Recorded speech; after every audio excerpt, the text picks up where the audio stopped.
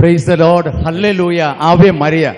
ഞാൻ കഴിഞ്ഞ ജനുവരി ആദ്യത്തെ ആഴ്ചയിൽ ഇവിടെ വന്ന സമയത്ത് എനിക്ക് ഡിസ്കിന് വലിയൊരു കംപ്ലയിൻ്റ് ഉണ്ടായിരുന്നു. 2002 മുതലുള്ളതാണ്. പക്ഷേ ഇവിടെ വരുന്ന ശനിയാഴ്ച ഒരു തൊട്ട് മുമ്പ് വ്യാഴാഴ്ച മുതൽ ഡിസ്ക് ഇങ്ങനെ ഇതിൻ്റെ കൊളുത്തിപ്പിടിച്ച് അങ്ങോട്ടും ഇങ്ങോട്ടും കുനിയാനോ പിടിക്കാനൊന്നും പറ്റിയില്ല. അപ്പോൾ ഞാൻ ഏറ്റവും ബാക്കിലുള്ള ഒരു ഇതിൽ എങ്ങനെയൊക്കെയോ ഇരുന്നു.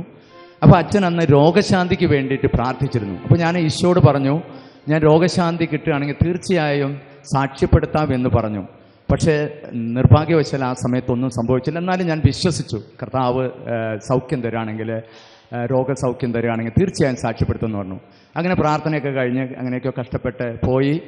ഇക്ര ബൈക്കിൽ തന്നെയാണ് പോകുന്നത്. ഇക്ര ആശുപത്രി അടുത്തതും ഒരു ചെറിയ ഗട്ടറിൽ വീണു. പെട്ടെന്ന് അത്ഭുതകരമായ രീതിയിൽ ഒരു വേദന വന്നെങ്കിലും കൂടി പിന്നീട് ആ വേദന പതുക്കെ പോയി. കുനിയാനും ടോയ്ലറ്റിൽ പോലും ഇരിക്കാൻ പറ്റാത്തതാണ് ദൈവത്തിൻ്റെ വലിയൊരു കൃപയാൽ.